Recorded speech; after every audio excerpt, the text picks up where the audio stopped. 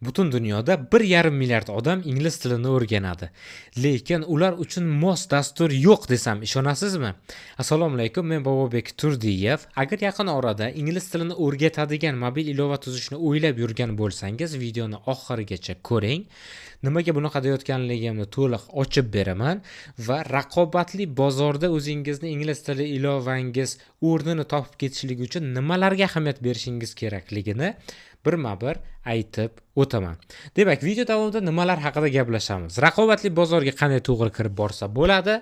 Ilovani daromad keltiradigan to'g'ri biznes modeli qanday bo'lishligi kerak? Va bu kabi ilovalarni qanchaga yasatishlik mumkin? Birma-bir to'xtalamiz. Keling, dastlab o'zimni tanishtirib o'tay. Men Bobobek Turdiyev, dasturchi tadbirkorman. 2016-yildan buyon dasturlash bilan shug'ullanaman. Bir qancha kompaniyalar mobil ilovalarida ishlab kelaman. Ulardan ayrimlarini ekraningizda ko'rsangiz bo'ladi. Demak, mavzuga qaytamiz. Tasavvur qiling, ingliz tilini o'rganayotgan o'quvchi. Masalan, siz yangi ingliz tilini o'rgatadigan ilova chiqibdi deb aytishdi. Xo'sh, yuklab olasizmi? Men shu savolga javob topishlik uchun Google Play'ga kirib, ya'ni Play Marketga kirib English deb yozdim va chiqqan natijani mana siz bilan o'rtoqlashyapman. Bir-biridan turfa xil ingliz tilini boshlovchilar uchun mo'ljallangan har xil formatdagi, demak, ilovalar.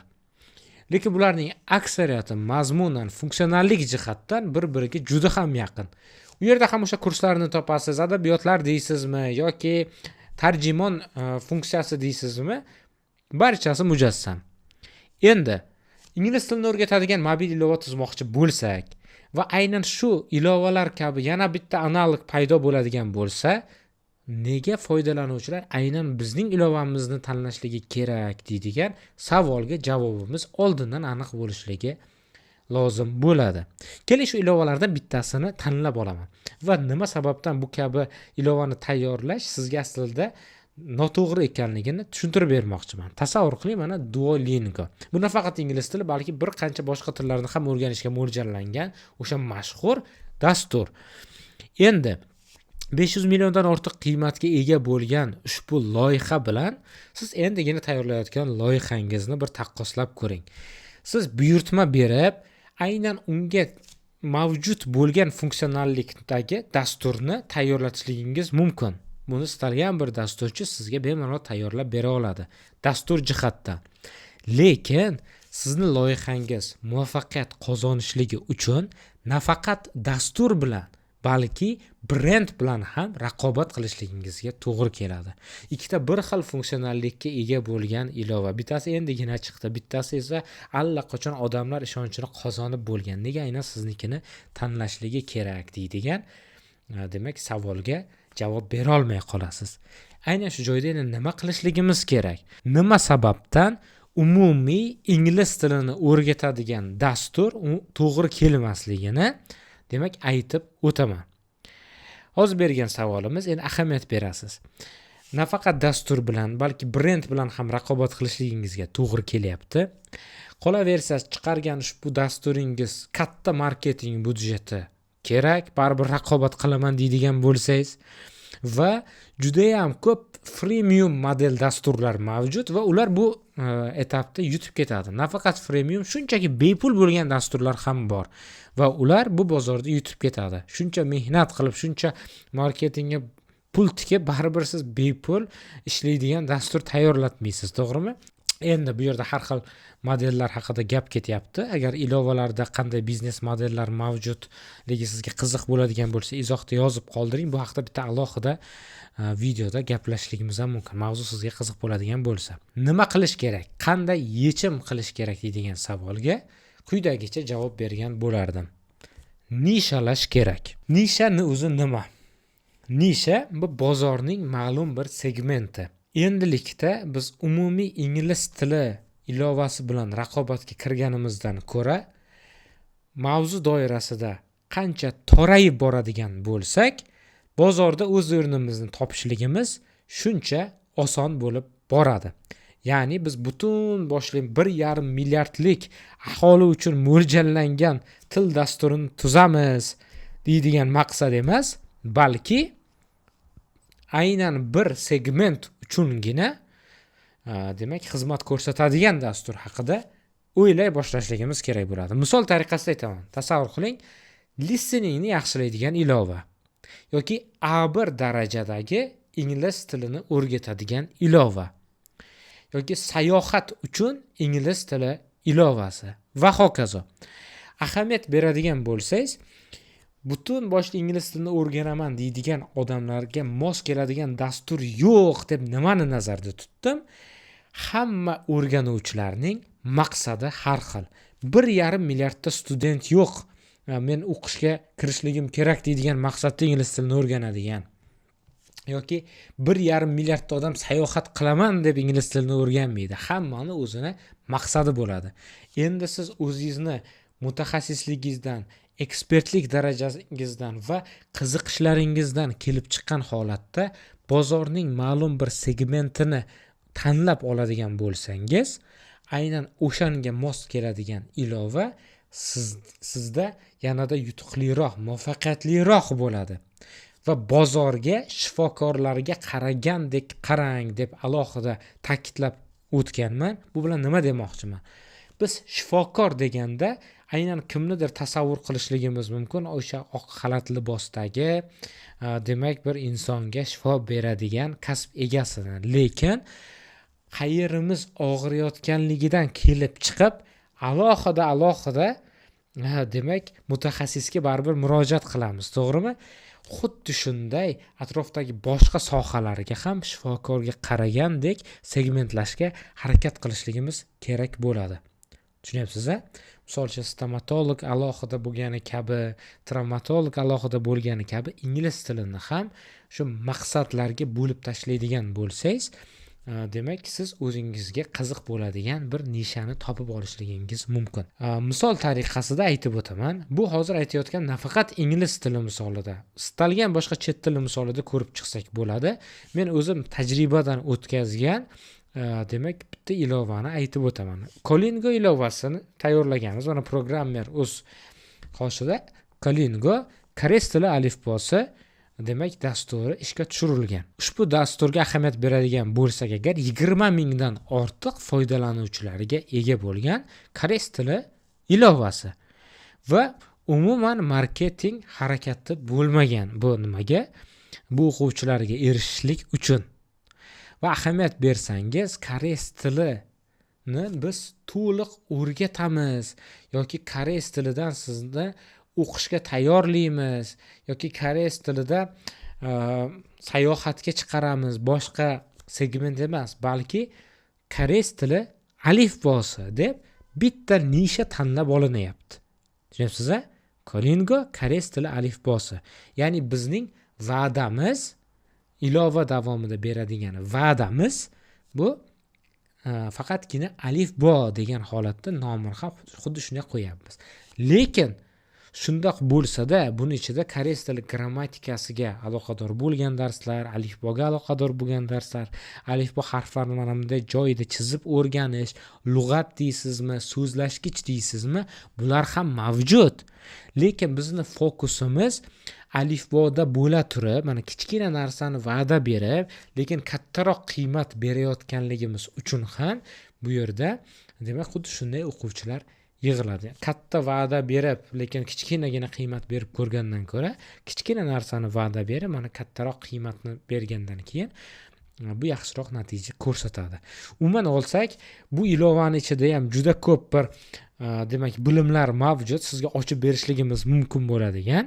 Agar ushbu ilovani dekompozitsiya qilib, g'oyadan boshlab chiqargungacha bo'ladigan proseslar, qanday kechganligi, qanaqangi texnologik yechimlar, biznes modellar ishlatganimiz, qanday qilib 20 ming foydalanuvchilarni hech qanday marketingsiz yo'lga qo'yganligimiz qiziq bo'ladigan bo'lsa, shunchaki izohda yozib qoldiring, bu mavzu bizga qiziq deb.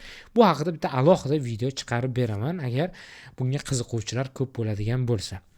Umuman mavzudan chetga chiqib ketmaymiz. Nisha deganda menimcha tushunib oldingiz, ma'lum bitta segmentini tanlab olib, o'shanga fokus berib dastur tuzadigan bo'lsak agar, nima bo'lar ekan? Biz muvaffaqiyat qozonishimiz baland bo'ladi. Shunda istasa o'nlab, yuzlab minglab ingliz tili ilovasini chiqarishligimiz mumkin va bir-birimizga umuman o'xshamaydi. Tor doiradagi ingliz tiliga fokus qarating. Sizga 1 millionta user kerak emas. Misol tariqasida ayrim bir skrinlarni tayyorlab qo'ydik. Ahamiyat bering.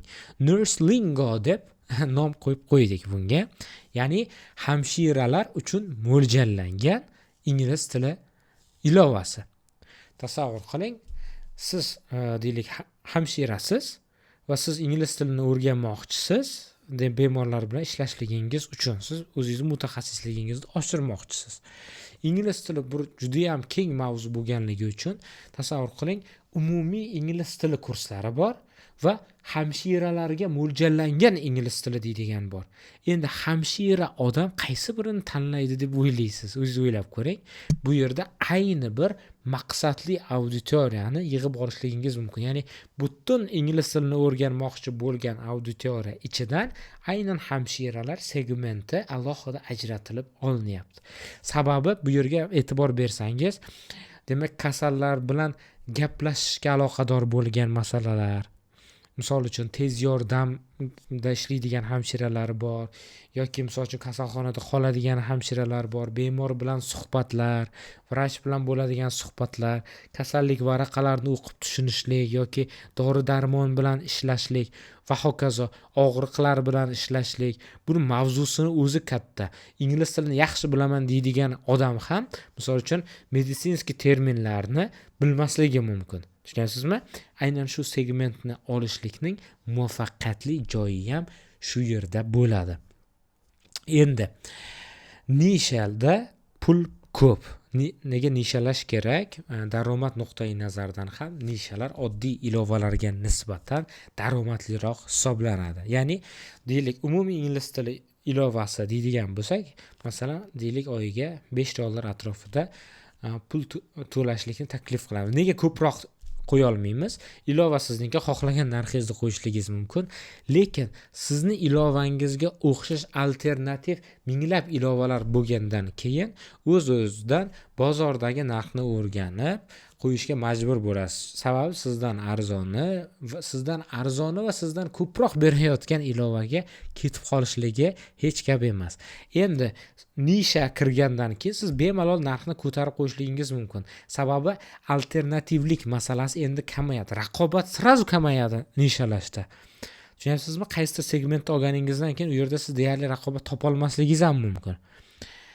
Deylik, masalan, tibbiyotda ingliz tili degan bilan hamshira uchun ingliz tili yoki aynan qaysidir soha uchun ingliz tili bu yanada tor mavzuga demak kirib boraveradi. Endi professional nish degan vaqtimizda bu yanada toraygan holati $29 dan $49 to'lashlik mumkin. Va buni bu nishadagi odamlar to'laydimi desangiz, albatta to'laydi. Agar u yerda rostdan ham qiymat oladigan bo'lsa, u tilni o'rganganidan keyin tabiiyki buni u ishida qo'llaydi, hayotida qo'llaydi va bu pulni bir necha barobar ko'proq qilib chiqarib olish imkoniyati unda mavjud. Shu uchun ham u til o'rganishni xohlayapti. Shu sababli oddiy ilovalarga nisbatan nishalashgan ilovalar ko'proq daromad keltiradi. Endi tasavvur qiling, sizga millionlab foydalanuvchilar kerak emas. Deylik 500 ta, 1000 tagina foydalanuvchi, doimiy foydalanadigan foydalanuvchi sizga yetarli bo'ladi. Deylik oyiga $15 to'laydigan holatda oyiga $15,000 kelib turadigan loyihani yaratishligingiz mumkin tor doiraga kirib boradigan vaqtingizda. Endi ayrim bir tavsiyalar ushbu video davomida sizga aytib o'tadiganlarim, imkon qadar chuqurroq segmentlashga harakat qiling. Boshida bunaqangi foydalanuvchilarni topib olishligingiz qiyinroq bo'lishligi mumkin, ularga xabarni yetkazishligingiz, lekin bugungi kunda targeting muammo emas. Qiziquvchi kishilarga foydali qiymatni bersangiz, ular o'zini hamkasblariga yoki qiziquvchilar o'zi bir-biriga og'izdan og'izga o'tib tezda yig'ilib oladi. Nishalashgan mavzudagi ilovalar tezroq tarqaladi. Demak, tabiiy yo'l bilan, sarafan marketing bilan bilan tezroq tarqaladi. Va boshidanoq to'g'ri biznes model tanlang, sababi noto'g'ri biznes tanlashlik bu o'lik ilova yaratishlikka olib keladi. Bu kabi xatoni men qilganman. Agar sizga qiziq bo'ladigan bo'lsa, o'sha biznes modellar haqida ham video tayyorlayman deb aytib o'tdim. Izohda yozib qoldiring. Biznes modellarni ko'proq ochib berishga harakat qilaman va marketing va sotuvni dastur qurishdan oldin boshlang. Ya'ni men dasturimni tayyorlab, zo'r qilib chiqarib, keyin birdaniga ommaga beraman deydigan narsadan yiroq bo'ling. Boshidanoq qiziquvchilar bazasini yig'adigan bo'lsangiz, juda ham ko'p narsadan yutasiz. Va boshlanishiga bitta feature bilan boshlang, ya'ni bitta funksionallik bilan boshlang. 10 ta 15 ta funksionallik ilovalar bilan ishlayman demang. Sababi siz o'zingizni bozoringizni topib olishligingiz uchun bitta produktingiz bo'lib turishligi kerak. Hozirda esa sun'iy intellekt rivojlangan zamonda buni ishga tushirib olishliging imkoniyatingiz ancha oson kechadi. Misol tariqasida men bu yoqda shuncha funksiyalarga to'ldirib tashlashingiz kerak. Shart emas. Misol uchun mana shu kartochkadan ham boshlashingiz mumkin. Deylik, hamshiralar uchun mo'ljallangan eng ko'p tarqalayotgan so'zlashgichlar. Bitta shu bilan ishga tushirib yuborsa ham bo'laveradi. Siz uchun aytadigan asosiy tavsiyalarim aynan mana shulardan iborat. Bunga ahamiyat beradigan bo'lsangiz, demak, yanada yaxshiroq natijalarni qozonsangiz bo'ladi. Endi bunga chuqurlashadigan bo'lsak, yana juda ham ko'p detallar bor. Endi uje texnik momentlar bo'lib ketaveradi. Uni dastur tuzish davomida sizga yordam berishligimiz mumkin bo'ladi. Endi men yuqorida aytib o'tgan dasturni, agar siz o'zingiz dasturchi bo'lmasangiz, lekin shuni reja qilib turadigan ingliz tili bo'yicha mutaxassis bo'lasizmi, ekspert, tadbirkor bo'lasizmi va buni tayyorlatmoqchi bo'lsangiz, buni narxi qanchaga tushadi? Agar siz nishalashadigan bo'lsangiz yoki umumiy dastur tuzadigan bo'lsangiz, tabiiyki sizni xayolingizda funksionalliklar har xilcha va o'z-o'zidan har bitta funksionallik dasturchidan qanchadir vaqt oladi, qanchadir resurs talab qiladi. Shulardan kelib chiqib, bunga aniq qat'iy narx belgilab bo'lmaydi. Lekin shundoq bo'lsa-da, menga ko'pchilik yozadi, qanchaga tayyorlab berasizlar, boshqa. Aynan mana shu muammoni oldini olishlik uchun, taxminiy narx belgilay olishlik uchun men loyiha kalkulyatorini ishlab chiqqanman. Ya'ni ushbu kalkulyatorda dasturdagi eng muhim funksiyalarni list qilib keltirib o'tganman. Dasturdagi funksionalliklardan qaysilari kerak bo'ladigan bo'lsa, o'zingizga mosini tanlab qo'yadigan bo'lsangiz, bu kalkulyatorni o'zi loyiha qancha vaqtda bitishi va qancha narxda bitishini ko'rsatib beradi.